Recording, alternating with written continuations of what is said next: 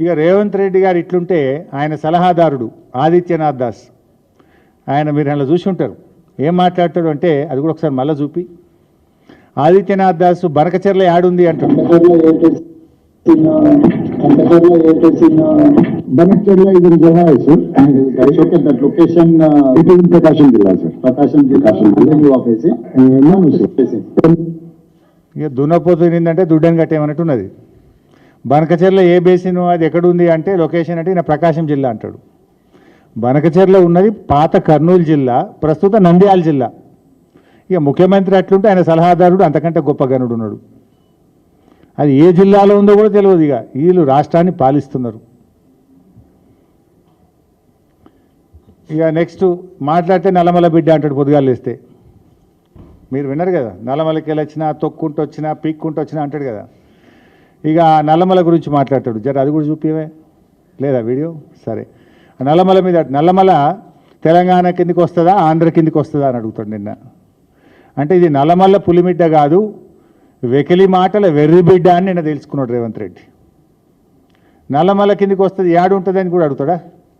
ఆ మాత్రం అంటే అజ్ఞానాన్ని కూడా అర్థం చేసుకోవచ్చు, కానీ విషపూరితమైన మనస్తత్వంతో ఉన్న ఈ వికారాన్ని, అజ్ఞానాన్ని భరించడం చాలా కష్టం. అంత విషం. రేవంత్ రెడ్డిలో విషయం తక్కువ, విషం ఎక్కువ. నిన్న జరిగిన మీటింగ్ ఏంది? ఈ రాష్ట్ర ప్రయోజనాలు కాపాడడం కోసం జీబీ లింక్ ప్రాజెక్టును ఎట్లా ఆపాలి, అది వాస్తవం. దాని మీద కూడా తట్టి లేపింది బీఆర్ఎస్ పార్టీ. నిన్ను మొద్దు నిద్రపోతుంటే నేను మొట్టమొదలు ప్రెస్ మీట్ పెట్టి నేను మాట్లాడితే, ఆ ప్రెస్ మీట్ అయిన గంట తర్వాత 3 రోజుల కింద డేట్ వేసి ఉత్తమ్ కుమార్ రెడ్డి లేఖ విడుదల చేసిండ్రు. నా ప్రెస్ మీట్ అయిన గంటకు. రెండవసారి అరే వాళ్ళు ఆల్రెడీ టెండర్లకే పోతున్నారా, నువ్వేం చేస్తున్నావు అని నేను రెండవసారి ప్రెస్ మీట్ పెట్టి చెడామెడా వాయిస్తే మళ్ళీ గంటకు నిన్న డేట్ వేసి మళ్ళీ ఉత్తరం రిలీజ్ చేస్తాడు. నా ప్రెస్ మీట్లతోనే నువ్వు ఉత్తరాలు రాసినావు. బీఆర్ఎస్ పార్టీ తట్టి లేపినాకనే ఢిల్లీకి పోయి దరఖాస్తు పెట్టినావు నువ్వు. పోనీ ఆ రాజకీయాలు మాకు అవసరం లేదు, మాకు రాష్ట్రం ముఖ్యం. రాష్ట్ర ప్రయోజనాలు కాపాడడం కోసం బీఆర్ఎస్ పార్టీ అఖిలపక్షాన్ని డిమాండ్ చేస్తే మా ఎంపీ గారు మేము సంపూర్ణమైన మద్దతు ఇస్తామని మా రవిచంద్ర గారు చెప్తే, ఆ మద్దతు తీసుకొని ఏకవాక్య తీర్మానం చేసి ఢిల్లీకి పంపి నువ్వు దాని మీద రాష్ట్ర ప్రయోజనాలు కాపాడతావా, దాన్ని రాజకీయ వేదికగా మారుస్తావా? పోనీ అనలను ఏమైనా నిజం ఉందా? కేసీఆర్ను బదనాం చేయాలి, చంద్రబాబు మెప్పు పొందాలి అని నిన్నటి రేవంత్ రెడ్డి గారు మీటింగ్ పెట్టినట్లుగా కనబడతా ఉంది. ఇన్ఫ్యాక్ట్ నువ్వు నిన్న చేసిన ప్రయత్నం బనకచెర్లను ఆపాలని కాదు, బనకచెర్లకు గ్రీన్ సిగ్నల్ ఇచ్చినట్టు రేవంత్ రెడ్డి మాట్లాడిండు నిన్న.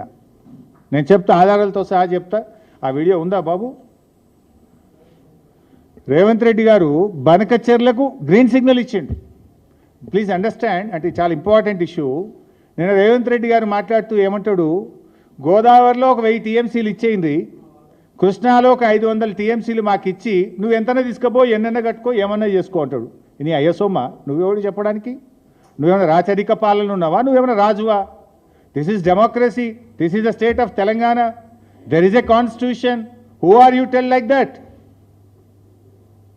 నువ్వు 1000 గోదావరిలు ఇచ్చి నీ ఇష్టం ఉన్నంత వాడుకో, 500 కృష్ణాలు ఇచ్చి నీకు నువ్వేమన్నా చేసుకో. నీకు జ్ఞానం లేకపోతే నీ యొక్క మూర్ఖత్వం వల్ల ఈ రాష్ట్రం నష్టపోయే ప్రమాదం ఉంది మిస్టర్ రేవంత్ రెడ్డి. తెలియకపోతే తెలుసుకొని మాట్లాడు. నువ్వు నిన్న మాట్లాడింది 1000 టీఎంసీలు గోదావరిలు ఇచ్చి నీ ఇష్టం ఉన్నంత తీసుకో అంటావు.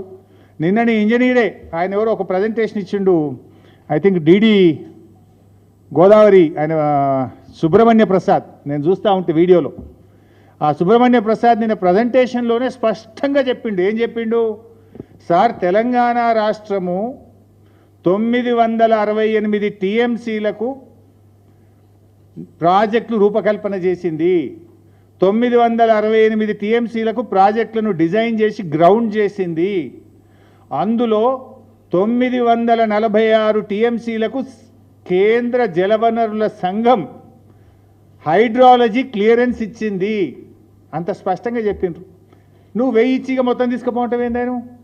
నువ్వు చంద్రబాబు ఇంకా నీకు చంద్రబాబుని అడుక్కునే బుద్ధి పోతున్నట్లేదు.